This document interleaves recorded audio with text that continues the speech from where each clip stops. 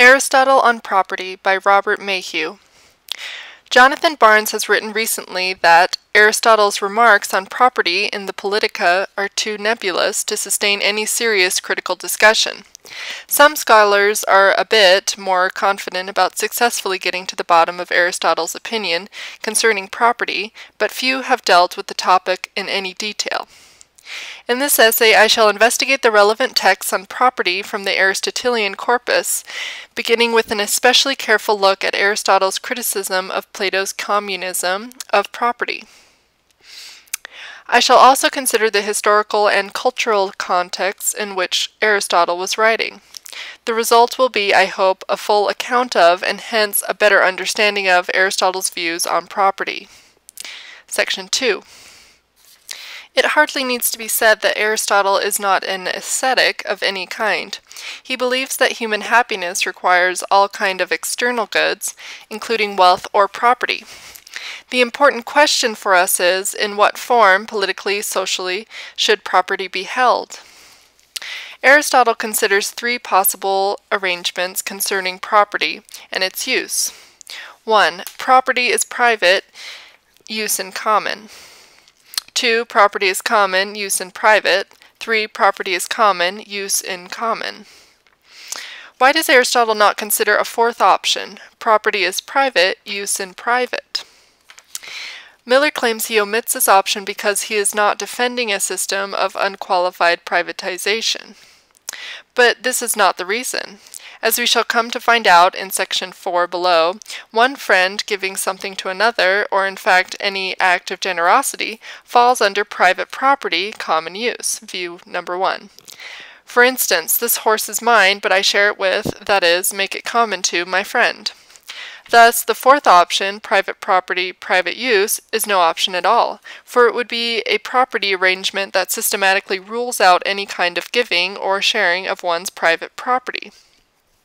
Aristotle gives examples of each of these arrangements. For example, 1. The plots of land are separate, that is, private, while the crops are brought into the common store and consumed in common, just as some of the nations do. Or 2. The opposite. The land is common and farmed in common, while the crops are divided with a view to private use. Some of the barbarians are said to share in common in this way too. Or 3. The plots of land and the crops are common. It is extremely important to keep in mind that the three examples he mentions are just examples. So although Aristotle's position will fall under one of these three possibilities, we later find he accepts view 1. That position may be quite different from the example he gives here. The question for Aristotle now becomes, which is better, a private property arrangement, view 1, or a system where property is common, view 2 or 3? Aristotle presents several arguments against the latter and for a private property system. Section 3. Aristotle begins his criticism of the communism of property with what has been correctly called a standing difficulty of communist schemes. Now, if the farmers were different from the citizens, the manner in which property would be managed would be different and easier. But if they, that is, citizens who are farmers, do the hard work by themselves, the arrangements concerning possessions will lead to greater discontent. For in fact, when in enjoyment and in work they are not equal, but unequal, accusations will necessarily be raised against those enjoying or taking many things while laboring little, by those taking less while laboring more. Is Aristotle criticizing the communism of property here simply because he thinks it is impractical, that is, it leads to greater discontent, which is inimical to the city's unity, or beyond this, does he hold that such a system is unjust as well? This question can be answered by considering some key texts outside of the politics. The first is from Nicomachean Ethics 5.3. For if the people involved are not equal, they will not justly possess equal things, but from this comes fights and accusations, whenever things are distributed and equals possess unequal shares, or unequals equal shares. Further, this is clear from what is according to worth. For everyone agrees that the just, in in distributions must be according to some worth. The worth, however, everyone does not call the same thing. In Politics 5.3 he writes, "It is also clear what honor is capable of and how it is the cause of factional conflict. For being dishonored and seeing others honored, people engage in factional conflict. These, that is, the honoring and the dishonoring, happen unjustly when certain persons are honored or dishonored contrary to their worth, and justly whenever according to their worth. Justice, of course, involves equals getting equal shares of whatever is being distributed, and unequals unequal shares. This idea runs throughout Nicomachean Ethics 5. Whether one deserves equal or unequal shares depends on each person's worth and on what is held to be worthy. A lack of justice, or of an apparent lack of justice, leads to quarrels and accusations, the latter being mentioned in the passage from Politics 2.5, now under consideration. One is honored or dishonored justly depending on whether he gets what he deserves, that is, what he is worth, and unjust, that is, contrary to worth, dishonor can lead to factional conflict. So it seems Aristotle is making the following 2 points. First, having some people work more and yet receive the same as others who work less leads to discontent and possibly to conflicts. This occurs under communism of property. Second, this situation is unjust, for unequals are clearly receiving equal rewards. True, equality and inequality depends on what is thought worthy and unworthy, but in this context the standard must be the ability to work well or hard. The second point implies that Aristotle's criticism of the Republic is less consequentialist than some have thought. Aristotle's position is not simply that the Republic's position is unworkable, but that it is also in some ways unjust. Aristotle concludes that, in general, living together and sharing in common in all human matters is difficult, and most of all in these sorts of things, that is, concerning property. This conclusion is justified from the earlier criticisms of the communism of women and children, some of which apply to property as well, from the criticisms just discussed, and from some easily observable facts of which he gives 2 examples. First, the communities of fellow travelers reveal this, for most of them are at odds from clashes with one another over pedestrian and small things.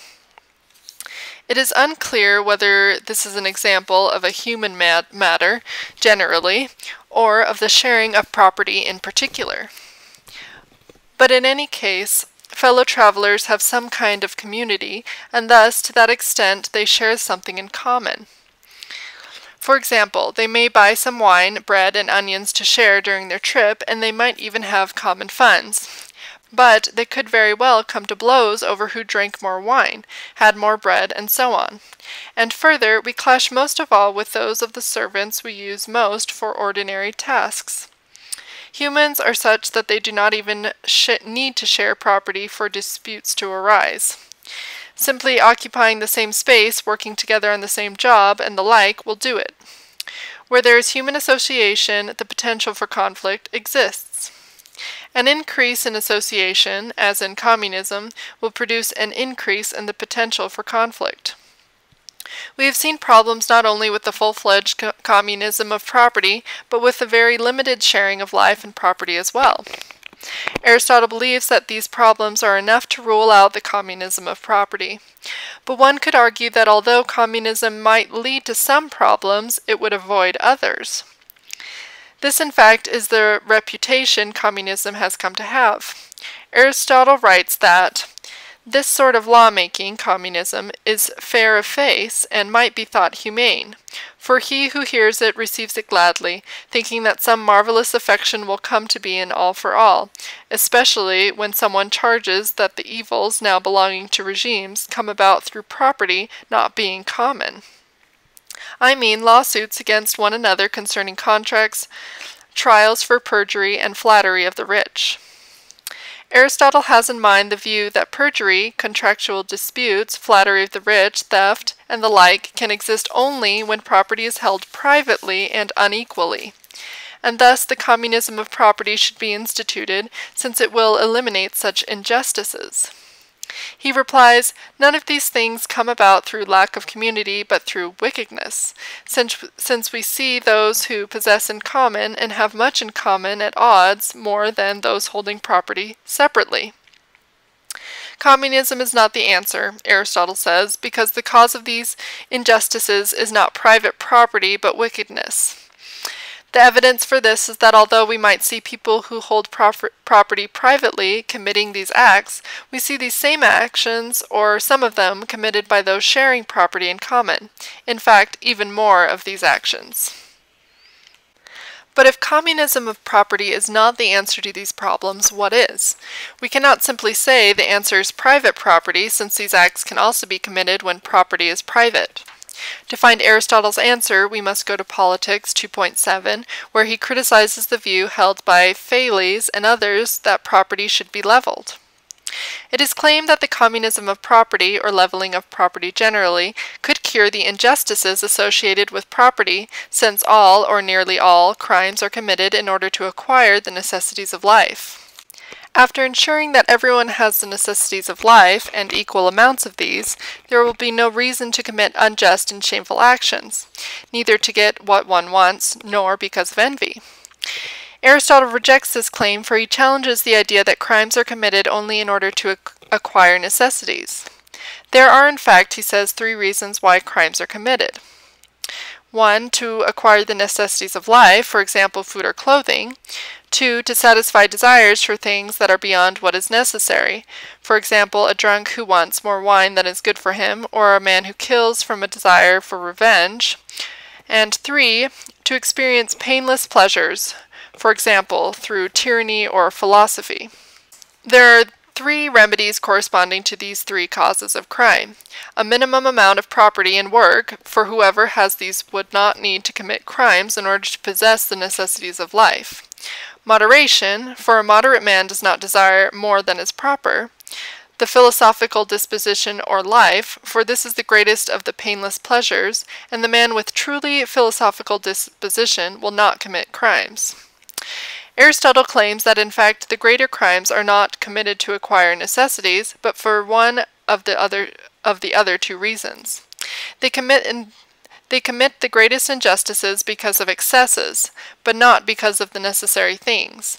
For example, people are not tyrants in order not to be cold, so it is with a view to minor injustices alone that Thales' type of regime is of assistance.